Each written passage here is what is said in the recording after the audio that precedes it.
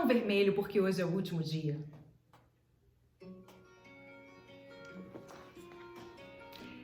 Essa música foi a música que tocou em looping umas 30 vezes no dia que a gente ficou improvisando durante, sei lá, umas 8 horas. E foi o dia que eu falei no ensaio sobre o livro O Quarto Caminho, no ensaio do Alto Eus. Foi aí que a gente decidiu que a gente ia criar a cena Eus, que fala sobre essas viagens todas de evolução, de expansão da consciência. Quem viu, viu. Quem não viu, vai ver. Muito em breve, se já quiser. Ontem a gente falou sobre o quarto caminho, o caminho que você começa hoje no estado em que você tá, do jeito que você tá, e que você pode desenvolver ao mesmo tempo os 4 centros: o centro intelectual, o centro instintivo, que ontem eu esqueci esse nome, o centro motor e o centro intelectual, instintivo, motor e emocional.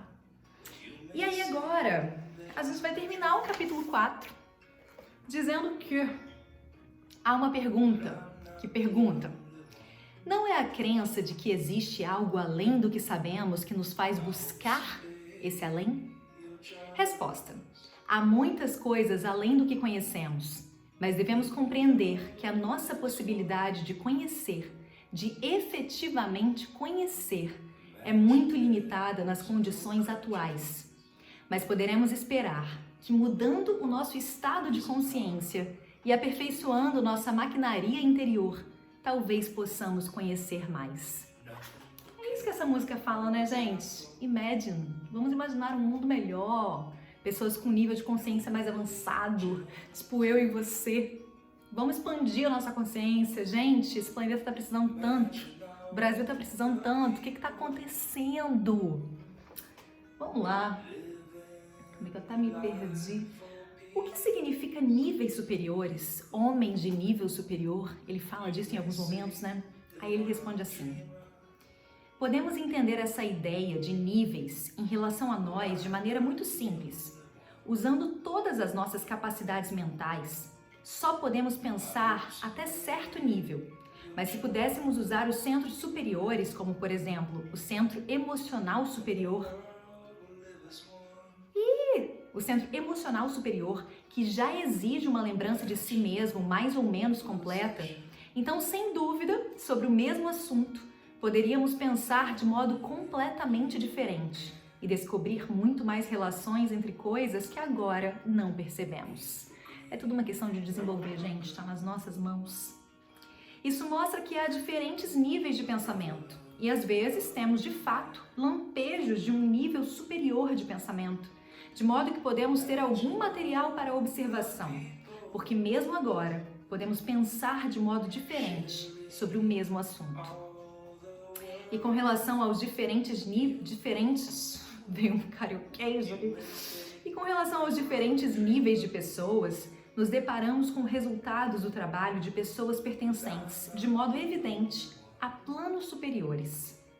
Considere o Novo Testamento e também algumas obras de arte, os escritórios esotéricos, a literatura, etc. A existência de homens de maior desenvolvimento não é imaginação, nem uma hipótese, nem fato concreto. É fato categórico que as pessoas vivem. É fato categórico que as pessoas vivem não só no nível em que estamos, mas podem viver em níveis diferentes. Desse ponto de vista, a humanidade pode ser considerada como dividida em 4 círculos concêntricos. Isso é informação nova. Os 3 círculos internos são chamados esotérico, mesotérico e exotérico. Eu acho que se fala esotérico também, mas é com X. Quer dizer uma coisa diferente de esotérico. Esotérico quer dizer algo místico, sobrenatural, uma informação mais misteriosa, né? Mais especial. E esotérico com X, que eu vou chamar aqui de exotérico, é algo comum, trivial, algo que se torna público, algo que todo mundo pode saber. Então, as escolas agem como uma... Não, peraí. Os 3 círculos internos são chamados esotérico, mesotérico e exotérico. O 4º círculo é o círculo exterior, onde os homens números 1, 2 e 3 vivem. As escolas espirituais, agem como uma porta pela qual o homem número 4, que está entre o círculo exterior e o exotérico, o exterior, onde os homens números 1, 2 e 3, e o exotérico, que quer dizer esse que é comum, trivial e tal, nada muito assim especial. Esse homem número 4, ele está entre esses dois círculos. E as escolas agem como uma porta pela qual esse homem número 4 pode passar do círculo exterior para o círculo exotérico. O homem número 5 pertence ao círculo exotérico. O número 6... Não, peraí, então tem alguma coisa errada. As escolas agem como uma porta pela qual o homem número 4, que está entre o círculo exterior e o exotérico, pode passar. É isso mesmo, é isso mesmo. O círculo exterior é o que tem os homens números 1, 2 e 3. E aí, o homem número 5 pertence ao círculo exotérico, o número 6 ao mesotérico e o número 7 ao esotérico, ou o círculo mais central. É tipo assim, o miolo, sabe? A cereja do bolo. O círculo exterior também é chamado o círculo da confusão das línguas, porque nele as pessoas não podem se compreender mutuamente. Mutuamente é onde nós vivemos. A compreensão só é possível nos círculos internos, que são o mesotérico, o esotérico e também o exotérico, que é o mais externo desses três. Tudo isso significa que há graus. Um homem que vive no círculo exterior está subordinado à lei do acidente, ou, se tiver uma essência que se manifeste fortemente, sua vida será mais dirigida pelas leis do seu tipo ou as leis do destino. Quando, porém, um homem começa a trabalhar na direção da consciência, ele já tem um rumo. Isso significa uma mudança, talvez não perceptível, mas apesar disso, cosmicamente uma mudança. Que lindo! Quando o homem começa a trabalhar na direção da consciência, isso significa que ele já tem cosmicamente uma mudança.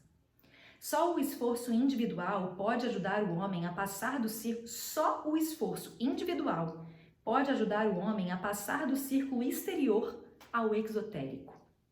O que se aplica a um homem no círculo exterior não se aplica a um homem que começa a trabalhar para expandir a sua consciência. Ele está subordinado a leis diferentes, ou melhor, diferentes leis começam a atuar sobre um homem que começa a trabalhar. Cada círculo está subordinado a leis diferentes. E aí a gente termina o capítulo 4. Entramos no capítulo 5 só para a gente fazer um breve apanhado sobre algumas coisas que a gente já viu e finalizar. De tudo que ouviram falar, a ideia mais importante é que, adquirindo certo conhecimento e fazendo determinados esforços, o homem pode se desenvolver, completar-se a si mesmo. O desenvolvimento do homem, se é um processo, que não é de forma alguma obrigatório, passa por alguns estágios ou fases definidas. Se voltarem ao começo, hão de se lembrar do que se disse sobre a ausência de consciência no homem e de que, ao percebê-la, essa ausência de consciência, o homem tem a possibilidade de adquiri-la. E verão que essa é a direção na qual ele pode se desenvolver. Enquanto não se der conta de que é simplesmente uma máquina e de que todos os seus processos são mecânicos, ele não poderá começar a estudar-se, porque tal percepção é o começo do estudo de si mesmo. Ele se vê como uma máquina, né? Ele está aí para aprender tanta coisa nova. Assim, o estudo deve começar dessa forma. Devemos nos dar conta de que não temos consciência de nós mesmos, de que não podemos estar conscientes de nós mesmos nos momentos em que agimos ou pensamos. Esse é o primeiro passo. O segundo é compreender que não nos conhecemos, não conhecemos a nossa máquina e seu modo de trabalhar. E o passo seguinte é compreender que temos que estudar métodos de estudo de si mesmo. Durante toda a nossa vida, nos observamos, mas não sabemos o que significa a observação de si mesmo. Dessa forma, um dos primeiros pontos é como lembrar-se de si mesmo, como ser mais consciente. Não basta admitir essa ausência da consciência em nós mesmos, é preciso vê-la na realidade, comprová-la a partir da observação pessoal. Isso é lindo, isso é lindo. comprovar, né? Comprovar essa ausência de consciência em nós mesmos a partir da observação pessoal, para daí a gente adquirir essa consciência. Não compreendemos o que a consciência é e o que implica. Se nos tornarmos conscientes por meia hora, será incrível o que podemos ver e aprender.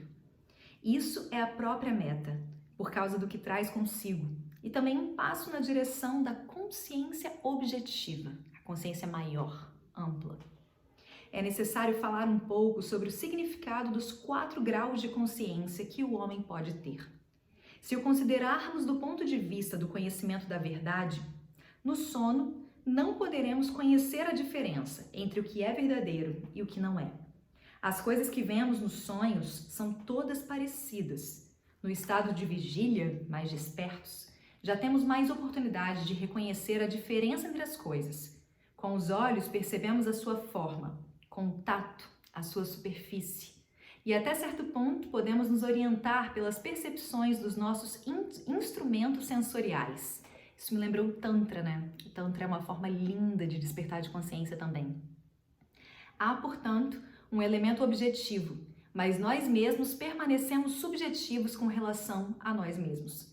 Quando nos tornamos conscientes de nós mesmos, nos tornamos objetivos para nós. E no estado de consciência objetiva, podemos conhecer a verdade objetiva sobre tudo.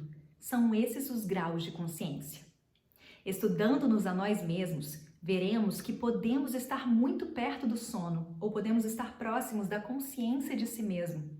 Por isso, o estudo começa pelo estudo desses diferentes estados em nós mesmos. É artesanal, é olhar para a gente. Por isso, sim, em nós mesmos. Por exemplo, quando nos consideramos unos ou não pensamos nisso, estamos quase dormindo. Mas, quando começamos a nos dividir e sabemos que a cada momento é apenas um eu ou grupo de eus que está falando, então estamos mais próximos da consciência de si mesmo, mais perto dos fatos objetivos. Pergunta: como é que reconhecemos que estamos conscientes de nós? Resposta: você saberá. É uma percepção completamente diferente. Se tentarmos ser conscientes por um momento e em seguida o compararmos com outro momento em que não tentamos ser conscientes, veremos a diferença. Não se pode descrever.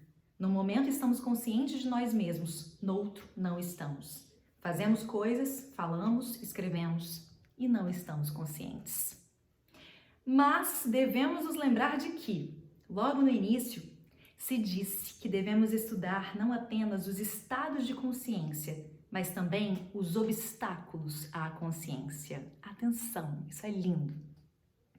Assim, devemos estudar os obstáculos à consciência e depois removê-los. E aí eu diria que amorosamente, cuidadosamente, gentilmente.